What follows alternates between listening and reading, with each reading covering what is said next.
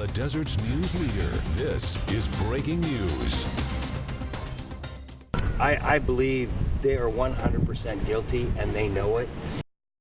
New reaction tonight on the Breaking News. We brought you first online and on air. 2 life sentences without parole handed down late today in the Pinyon Pines triple murder case. Good evening, everyone. I'm Karen Devine. John White has the night off. It's been over a decade since the 2006 murders of Becky Friedley, her mother Vicki, and her boyfriend John Hayward. Right now, Robert Pape and Cranston Smith headed to prison for the rest of their lives for the killings. Our team coverage begins with Lauren Coronado, who has been gathering new reaction outside the courtroom to this verdict. Lauren.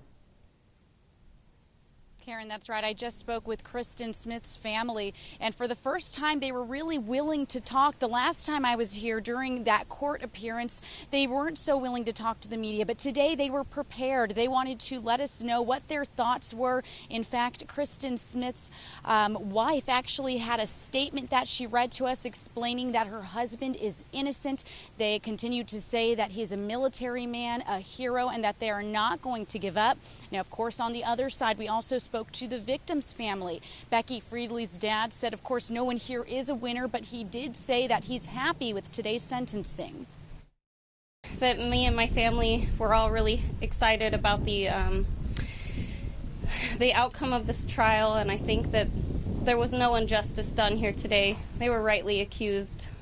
Sad day for all of us. We will continue to fight for my son. We know that he's innocent. We know that justice is going to prevail, and that we have a whole community and family and friends that will support him. Yeah, you just hear 2 opposite reactions there after them leaving the courtroom. Now, we also spoke to the Friedley side, and they were saying that it's tough on them. While they're happy with the sentencing, they've lost 3 people, 3 close loved ones that they'll never be able to see again. Really a tragedy for them, and something they've had to deal with for more than a decade now. And Karen, tonight at 11, we'll have more in-depth coverage, and we'll see you closer tonight at 11. Of course, stay with us online as well for any new developments. Reporting live in Riverside, Lauren Coronado, News Channel 3. Yeah, it was a long day, and there were a lot of reaction that we still want to hear tonight. Thank you, Lauren. Well, those crimes, they happened back in 2006, as we said. Now a verdict and sentence in 2018. We spoke with the prosecutor about the long road to justice. It's just unfathomable that members of one family, or these 2 families, can lose 3 members in one single incident. It's just unimaginable, the pain that they've gone through. And frankly, this is a very just verdict. Our team coverage continues now with Jake Ingracia, who has been in the Riverside courtroom for what's been a truly emotional day. Jake, tell us what, you must be having a tough time at this point. Both sides really emotional today. Yeah, Karen, you can see the video here on News Channel 3 or have watched it as we streamed it live online. But what you could not tell from watching that video is the emotional tension just running high in the room there. But I was up there in the room all day here at the Riverside Hall of Justice, and I could feel those emotions from both sides of the aisle, both from the family members of those victims, John Hayward, Vicki Friedley, and Becky Friedley, and then as well as those of Pape and Smith, all taking the podium, making the case to both the court and the judge of which way they were hoping the sentencing would go. Emotional testimony from those family members of the victims describing the pain and anguish that they've been through over the last 12 years since these murders were originally committed back in 2006 and since they lost their loved ones. While their killers, Pape and Smith, lived free lives, getting married, making happy memories. And then across the aisle of the courtroom, the family members and friends of Pape and Smith trying to prove that these men are good men, even showing photos of all the great things they've done throughout their childhood and the rest of their lives, making a last-ditch effort to prove that these men did not commit these crimes. And then at the end of the day, just before that sentencing came down, Pape and Smith themselves taking the podium, maintaining their innocence through it all, and at one highly emotional moment, Pape even defending his Smith to the courtroom. Never once was I treated as if I was innocent. Never once. So I ask you to seek sense, Your Honor. Deceive through the lies and deceive the district attorney apply to win at any cost. At any cost. And sadly, that cost is the life of an innocent man and the lives of his family. While I may not have the ability today to affect the outcome of my own sentence, I am the best suited to speak for one of my best friends since the 6th grade. Cranston Smith is a good person who should at this moment be with his family rather than in an adjacent chair. You can hear the emotion in their voice, the anger and the sadness. Pape Smith tearful at points throughout the trial and throughout the day. As that emotional sentencing came down, you could see it on their faces. Smith even lowering his eyes and his head as the sentencing was read from that judge. Life in prison without the possibility of parole. Reporting live in Riverside, Jake Ingracia, News Channel 3. Yeah, I see the two of them standing by each other. Nobody saying, well, it's his fault or it's his fault. They went to trial together. It was interesting today to see Pape stand up and say, Smith, you know, you should shorten his sentence, trying to plead to the judge. But it didn't happen today. Both of them life in prison without parole. Thank you, Jake. We'll stay with News Channel 3 for continuing coverage on the Pinyon Pines triple murder trial. You can see the courtroom statements made today by the victims' families and from the defendants on KESQ.com. Also breaking tonight, the holy fire to the west of the valley continuing its fierce burn across Orange and Riverside counties. It has now chewed up 18,000 acres in the Cleveland National Forest. It's only 5% contained at this hour, and today the man accused of starting it appeared in the Santa Ana courtroom. Forrest Gordon Clark, 51, making an animated appearance marked by several outbursts. He labeled the arson charges against him a lie and insisted he was being threatened. Meantime, News Channel 3's Alex Cheney is live in Lake Elsinore tonight near the firefight. He brings us more on evacuations and interviews with people who refuse to leave. Alex. Yeah, thank you, Karen. We join you from the belly of the beast of the holy fire. There's actually a new pop-up flame. You can see some of that brush fire happening just up above the ridge from us. This house right here, this structure is immediately threatened right now. We actually saw a Tartan plane fly over just a few minutes ago. Here's another one right now. Don't know which direction it's coming from. We cannot see all the way into town like we could just a minute ago. Hey, here's the water plane coming in right now to drop that water onto this fire right next to us. Take a look. So once again, this is a very active and developing situation right now. Lots of homes right next to this mountainside in Lake Elsinore. I spoke to a few folks earlier who told me that they were not going to be leaving the brush fire area. Well, I'm confident with our fire department, and you know, I figured we're kind of far enough away. Maybe my little hoses would help protect it, but fortunately it didn't need to come to that. I looked on the Lakeside website, and it was just saying like closed until further notice, and then we got emails today from all of our teachers saying like, oh, it's postponed another week till the 20th. We have about 6 firefighters right here in the immediate area. They also put a water truck right in front of that structure that they were trying to protect. As this fire continues to burn, they're going to try to take those tanker planes by this area as often as they can because we are running out of daylight. And of course, those planes are going to have difficulty seeing where they need to drop that water and a lot of that fire retardant as well. We're going to continue to update this situation. We saw what may have been a structure fire pop up a bit closer to town.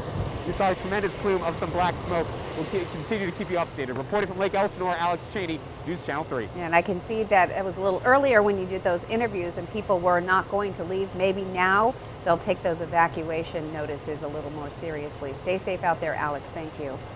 You can see the wind picking up out there and monsoonal moisture still hanging around here. First Alert Chief Meteorologist Haley Clausen tracking your conditions. Haley, our temperatures are where they should be, but this humidity is making it tough to be outside. It certainly is. Right here in the Coachella Valley, we're dealing with our relative humidity values in the 20s as well as in the 30s, same as what we've been experiencing for the past several days. But when we're looking at our satellite and radar, not too much activity at this hour, just a few light showers right around San Gorgonio Mountain. Coming up in my complete First Alert forecast, we'll talk about those monsoonal thunderstorm chances as we make our way through the rest of tonight as well as in this weekend. That's coming up in just a few minutes. We'll see you then. Thank you, Haley. A teacher strike and banning continuing. Next on News Channel 3, how long this strike could last. Plus, a local student is not in school due to overcrowding. We have reaction from her parent about why her daughter is not being allowed to attend school. And later in sports, we'll head up to the high desert for a visit with the 29 Palms football team. Each year, they are right in the mix for a conference title. A solid program. You're watching the Desert's News Leader. Teachers and administrators from the Banning Unified School District remained at an impasse today, the final scheduled day of a 3-day strike over compensation for extended instructional hours. The strike follows extensive disagreements over compensation, student resources, punctuated by a 1-hour extension of instruction time at Nicollet Middle School that teachers say was not negotiated with the district. Schools have remained open since the strike began Wednesday, the first day of school, with substitute teachers brought in to staff district campuses through the duration of the strike, which is set to last until 7:15 Monday morning. If the two sides cannot reach an agreement, the case could go to the Public Employee Relations Board on August 28th and 29th in Glendale. Back to school is an exciting time for kids and parents, but for some families that's not the case. Packed schools in Palm Springs Unified have more than a dozen students on hold. 14 students at Della Lindley Elementary are waiting to get into classes just at that school alone. Overcrowding in the district prevented them from starting school with other classmates. The district says this happens every year as schools deal with transfer students and children who enroll but don't show up. One mom said miscommunication with the district is causing her daughter to fall behind. Yes, education is very important, but it's also, her, social skills, where she, she'll be able to socialize and, do things with, other children, and now she's stuck at home with me. A spokesperson from Palm Springs Unified said this happens at the beginning of every school year. They said student services staff is working quickly to place all families in their neighborhood schools. And after contacting the district this morning, we now have learned that Jocelyn Aponte will be able to start on Monday. So that's good news. Back to school. The Cranston Fire is now fully contained. Next on News Channel 3, we speak to a family who lost their home in the fire. And if you are looking for something to do this weekend, look up in the sky because there will be a meteor shower. Now, you could even try checking it out late tonight into the early morning hours of tomorrow, but the peak is going to be Sunday night into early Monday morning. Certainly going to be a cool sight to see. My first alert forecast coming up next. You're watching KESQ, the Desert's News Leader. The Cranston Fire is officially 100% contained. Over 13,000 acres burned across the San Jacinto Mountains, and 7 homes were lost. News Channel 3's Madison Wild takes you inside the home of one man who lost everything in the fire. Here in Idlewild, I've met so many people affected by the Cranston Fire, but one local musician lost just about everything. Today we returned to the remnants of his home and discussed how he's remained resilient.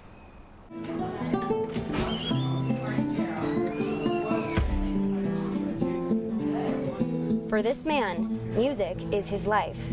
Recognized and loved in this community, often playing at small cafes. Ernesto Ale, one of 7 to lose a home in the Cranston Fire. His home burning down on his son's birthday. It's just like ridiculous amount of money to replace, and it's well over $10,000 just on the things that I could put a value on. I can't really put a value on Grandpa's jewelry box and the handmade altar that I made. Today he takes me back to his property, searching for any recognizable remnants. He lost more than 10 guitars in the flames, his upright piano, and his life's collection of handwritten music. Good thing I already learned how to play. And the piano frame is in here, right there. His son's handprints surviving the blaze. That's like came from the other house to here and made it through the fire. And a few pages from a cherished childhood storybook. I know this book. This is Goodnight Moon. Goodnight Moon. And Goodnight Mittens. And Goodnight Little House. Oh my God. That's just a little too poignant, I think. Despite losing everything, Ernesto choosing to remain grateful and searching for the good. The house is not still standing. There's nothing I can do about that except deal with it and make it into a blessing. Ernesto tells me that since losing his home, the community has shown him an outpouring of love and support. They started a GoFundMe page to help him get back on his feet. If you'd like to contribute, head to our website, KESQ.com, for that link. Reporting in Idlewild, Madison Wild. Heartbreaking, especially the book. The town of Idlewild is also hosting a 3-day benefit festival called Idlewild Strong, set to take place the weekend of August 17th through the 19th. All proceeds will go towards helping those affected by the Cranston Fire.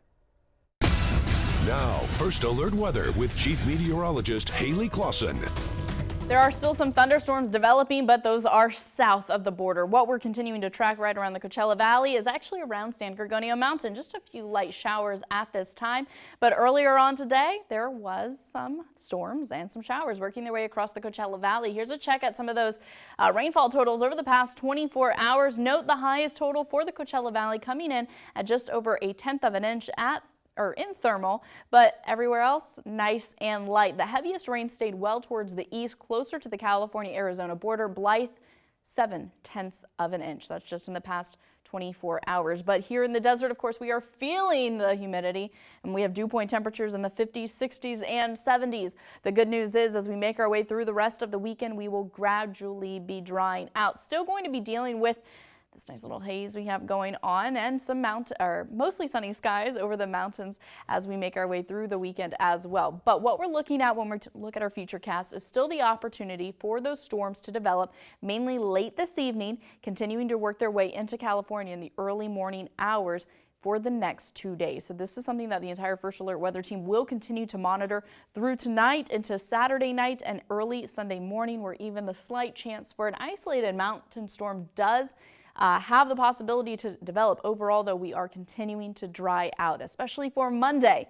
Get excited. These temperatures very seasonable for this time of year. We will take it, but we are also going to be dealing with a bit of wind out there for this evening, Saturday evening, as well as Sunday evening. So those wind-prone locations right through the San Gorgonio Pass and along the interstate, get ready for a little bit more wind. Karen?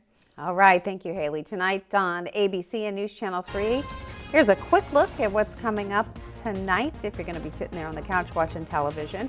Also coming up on News Channel 3 at 11, continuing coverage on the sentencing of Robert Pape and Cranston Smith as they will serve life in prison without parole. We'll have complete breakdown of the emotional day from both sides. And sports is next at 6. You're watching KESQ, the Desert's news leader. This is the best local sports show with Cody Krupp. From the far end of the East Valley yesterday with Desert Mirage to deep into the high desert, we're going to continue with our football previews. The 29 Palms Wildcats, they have been one of the most consistent teams over the last 20 years, and it's all with that same coach in charge. Coach Martinez cannot even remember how many conference titles he's won. I don't remember. That's because there's been a whole lot of them. He has 9 conference championships on his resume. Each year, the Wildcat train stays on the tracks. Everybody's used to winning. Like, I get not trying to say that in a cocky way, but everybody has that mentality of knowing what they need to do and come in and get the job done to win. Players come and go, but the goals stay the same. Reaching the playoffs and competing for a league championship, so we're going to continue those same goals this season. And this season, they have to replace some very good players. There's CIF level talent Hunter Tigard and KJ Magwood Morton. And they got to replace Deshaun Barrett at quarterback, one of the best athletes that ever come through 29 Palms. But programs at the top don't rebuild, they just reload. Caesar's been doing a great job. He actually filled in the Rancho Mirage game and led us for a touchdown score. And coming back, in my opinion, is the best wide receiver that we're going to see on Friday nights this season. Isaiah Castaneda was Mr. Reliable. He pushed 800 yards receiving and 12 touchdowns. With a lot of confidence, and that's what I bring to the table. And especially being my senior year, I'm going to lay it all on the line. So and you got to go out there with the mentality, the savage mentality. Nobody can guard you. And get ready to hear the name. Mapua Tuli. Already offered by San Jose State, but getting some serious interest from San Diego State. Pretty intimidating to other people, but I feel like I have what it takes to just take it all the way. And there is stability at the top with 10 seniors in that senior class. That's a group that is not ready to be the class that loses to the rival Yucca Valley for the first time in over a decade. So the same coach for 20 years. That's great. That does it for us tonight.